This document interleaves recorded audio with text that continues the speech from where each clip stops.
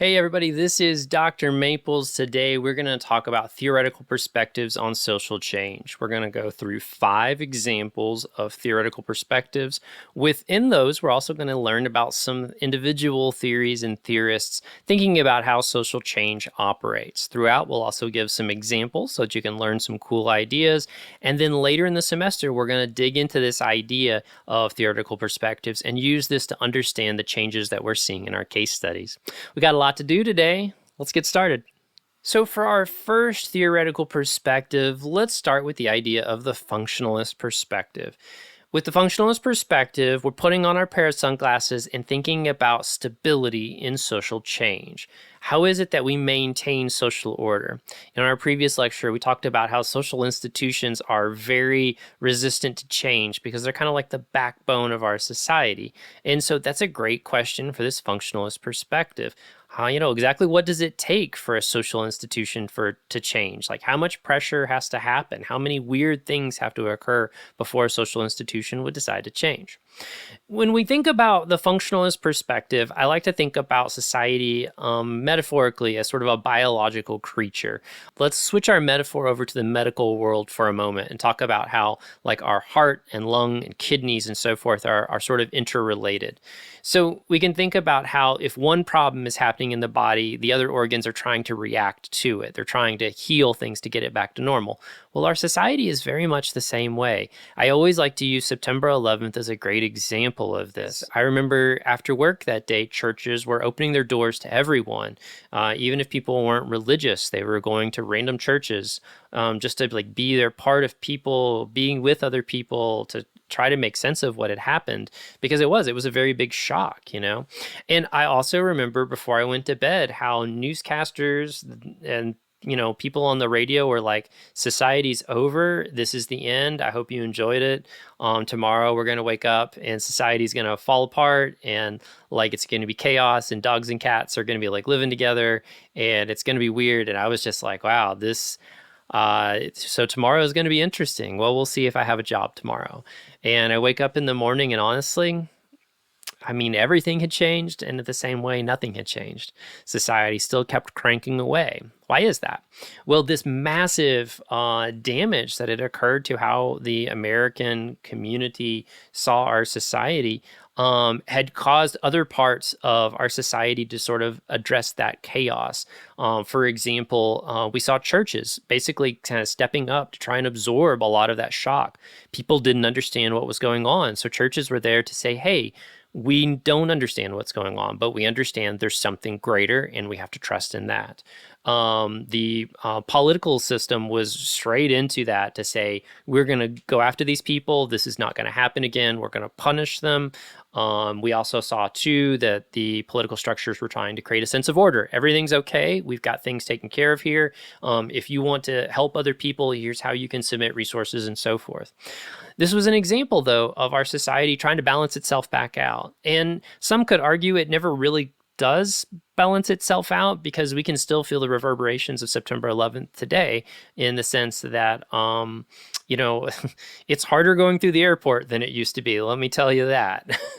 And so it's a very different experience. We can use Talcott Parsons' work here. Talcott Parsons was kind of well known in the functionalist perspective circle, and he had something he called the equilibrium model. And he basically argued that society is always in this state of trying to get itself back into equilibrium. He agreed that change was something that was necessary and that it would happen, but change is slow if it's done well. A fast change, that's bad news. Now, a slow change, our society can adapt to over time. Some examples would be slow institutional changes in how education works. He also envisioned sort of 2 levels to change, and I think it was very telling because he understood how change oriented from within society, but that also created the tools to change itself.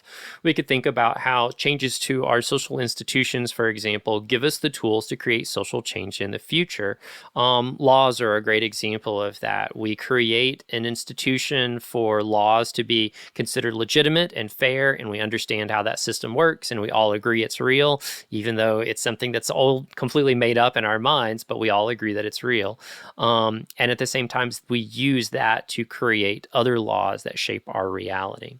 With this perspective, we're always trying to understand what brings things back to stability. So when I talk about my sunglasses example, if you put on your functionist glasses, we're trying to think about stability in our society. So when you're looking at social change and you're trying to understand what keeps things really static and simple and not wanting to change, maybe keeping things from changing would be another example, or how our society adapts to changes, that's a great example of putting that functionalist perspective into practice. So with the conflict perspective, it's got a couple of names. We can call it conflict perspective. We can call it economic perspective. Some call it critical perspective. I'm going to call it the conflict perspective just because that's what I've generally done. And it'll be easier for me, but you can call it whatever you like depending on your field. Now, this is an area of theoretical perspective on social change that argues change is linked to this conversation and interactions over things like classes, institutions, and individuals in regards to production and resources and labor and so forth. We can think about that sort of economic impetus when we put on our conflict lens, we can think about that economic aspect of it, of competing over resources. Now, for those of you that have been watching my channel for some time, you'll know I'm not a huge Marx fan, but I will give him his one good idea here. And we can talk about Marx's conflict theory as a good example of that. Here, Marx was thinking about this constant disagreement and resistance and exploitation between two halves. The first was the proletariat, the non-elites, a term that we'll use in the near future on some other ideas, and the proletariat or non-elites, and the bourgeoisie were the elites. The bourgeoisie controlled the means of production. The proletariats were the workers who powered that engine. And he saw this antagonistic relationship as being the story of social change. In fact, he kind of talked about production as being this sort of lever of social change in our society. And if we could understand that relationship, that conflict, then we would be able to understand social change. Now, in his vision, the ideal thing to happen here would be the workers would take over and own their own means of production. That relates back to alienation theory, which I believe I've referenced in previous lectures, where we talk about labor not belonging to us and actually being exploited and belonging to someone else, and then having power over us. We won't go too deep into that one, but the whole idea here is, again, because of that exploitative relationship, now this labor market that we're in, it's got control over us, and it controls that conflict. On top of that, though, Marx saw that if we could see workers overcome that and basically become the leaders, that it would put us in a situation that the government would fall away. I'll save that for a philosophy class in the future because it's not necessarily relevant here. But when we can think about social change in terms of that conflict over resources and conflict in the labor market. In fact, we're going to look at a huge case study dedicated entirely to this idea of work and that conflict. We can also look at Lester Ward. Lester Ward, a very important American sociologist. Some would argue, I would argue, the creator of American sociology. He saw chaos as being normal. And in fact, this is kind of like Marx was thinking, is that this conflict is perfectly normal. And, Talcott Parsons is like, no, this is bad for society. We want to go back to stability. Ward was like, this chaos is normal. This is creating change and new ideas. His whole angle was really a move towards equality.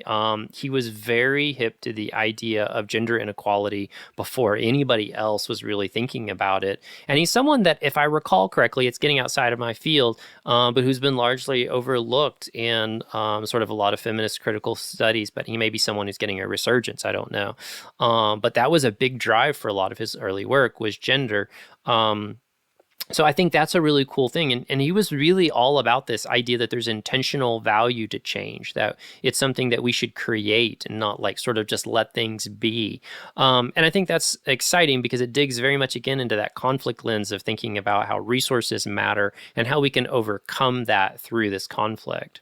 We'll do Ralph Dahrendorf last. I may be saying his last name wrong. It's been a few years, a decade, in fact, since I've read much of his work. But I recall that his perspective on society society was that it was also something that was in flux, and that we were constantly seeing these sort of fights and conflicts over. In fact, he created his own sort of version of conflict theory, building on a lot of what Marx had talked about. And for him, one of the things that he really fixated on that was relevant to Marx, I think, but it was very interesting, was the importance of power and authority. When we think about that idea of authority, he saw that it mattered because even especially in like a labor market situation, if you have the authority, the ability to force others to do something they maybe don't want to do, then you had a lot of control over the situation. And authority, which is a Weberian idea, Max Weber, something we're going to bring back up when we start talking about the mining wars and the labor market in West Virginia in the near future. Linear evolution theoretical perspective is the idea that our society is progressing almost in a line. And early sociologists were actually very, very excited and biting into this idea. Auguste Comte, the creator of sociology, is a great example of that. So Auguste Comte was French. He grew up right after the French Revolution, the Reign of Terror. And, as a scholar, he was very interested in the Age of Enlightenment and trying to understand things through our senses. In fact, he comes up with an idea he calls positivism. Positivism is basically that we can study things using our senses. And in studying things with our senses, this is basically us doing science. We can collect data on it and observe it and so forth. Now, he was also interested in change. He was an early scholar, for sociology especially, on the idea of social change. And he was curious if there were natural laws that basically documented and sort of organized how our society functioned. But because of this, he ends up developing positivism and sort of founds sociology, as he originally calls it, social physics, but later sociology, the study of society and the knowledge of society, to basically try to understand this field of social change. And one of his very first, and maybe even arguably the earliest sociological text, in a sense, was his study on the 3 stages of how society would progress. He saw that over time, our society would progress through 3 specific stages, and each one of them was sort of like as conditions were met, it would move to the next one. With this particular linear change, he felt that society started in sort of a theological state. And this theological state was a situation where the lives of humans were largely overpowered with elites' perspectives on things. And, we go back in history, we know he was talking about like the French Revolution here and like the pre-French Revolution times, where he's, dealing with the Catholic Church has lots of power in France, and the King of France has all the power in a sense. And these are people that could put you to death at an instant moment, just whatever they wanted. You didn't really have a lot of rights and power unless you had these titles that were inherited or the resources to get them and so forth. He found, though, that with time, people would begin to question things, kind of like the Age of Enlightenment, right? Because he was very much a child of the Enlightenment. And that it would move with time into this sort of metaphysical stage where we are starting to get the language that we need to ask questions about what is fair and what is right in human rights, and also who should be in power in our society. And in fact, he would argue that it would move from this metaphysical stage into what he called a positivist stage, what we also just called a scientific stage, because that's really kind of what he was talking about, where we have the tools and knowledge to establish how our society works, knowledge of what's going on and so forth. And it's not really clear what happens after that. Maybe if the society just stays in that final stage, that positivist stage. It's not really clear. And of course, this is, work that was all a very long time ago. But it is kind of the origins of why sociology functions today. In fact, it's why this is a sociology class, because we are a field that studies social change. Now, along the way, he's really bringing up some of those ideas that have become important later. Authority being a great example of that. He talked about people having the power to force others in the society not be able to do things. So in that sense, this linear evolution could overlap a little bit with some of the other lenses. We could even maybe make the argument that some of Marx's arguments were linear, that this happens, and this happens, and then everything's great.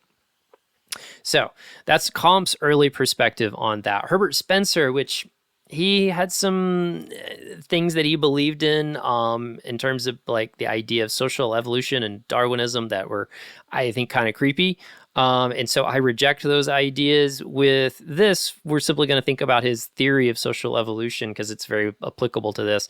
Where Marx saw one line, society does, I'm sorry, not Marx, where Comte saw one line, society does this, this, and this. Spencer saw the ability for multi-lines. This actually goes from what we call a unilinear to a multilinear evolution process. And it's the idea that there's more than one path, there's more than one process, and actually even societies could go and like revisit old ideas, and it could be sort of almost like a cyclical thing where like you could go from, this path into another path, and that could change things. It was really interesting too because he sort of saw a couple of things. He saw societies moving from the simple to the compound, and he also saw societies moving from militant to industrial. With the simple to the compound, he saw the society getting more complicated. And it's actually kind of speaking to that idea of how society was organized. In one situation, pre the industrial days, I knew the people that made my clothing, and so like the person who made the shirt, I would know them, and I would go trade with them for this shirt. But as we move to a more compound, the society gets more complicated. There's more people doing more tasks, more relationships, and so forth. And so that tightness moves away. That could even be a little bit like another scholar, Friedrich Tönnies, who talked about Gemeinschaft and Gesellschaft. We will save that one for an urban sociology lesson, which is actually where I talk about that. Now, with the militant to the industrial, too, he saw that we were moving away from these small conflicts over resources to a more organized industrial approach. Again, his idea here that we want to think about was that it wasn't just a single path, that there were multiple possible paths. For all of these, there could be some fair critique that they kind of go with the idea that you do this, you check a box, you do this, you check a box, you do this, you check a box. It's almost like the evolution of a Pokemon in some way, that like, we move from a Piku to a Pikachu to a Raichu, because certain situations are met, or even like a logic tree in like a video game like Skyrim or something like that. And society may not function that way. So we want to think maybe not only about this linear approach, but also think about maybe some other options on that.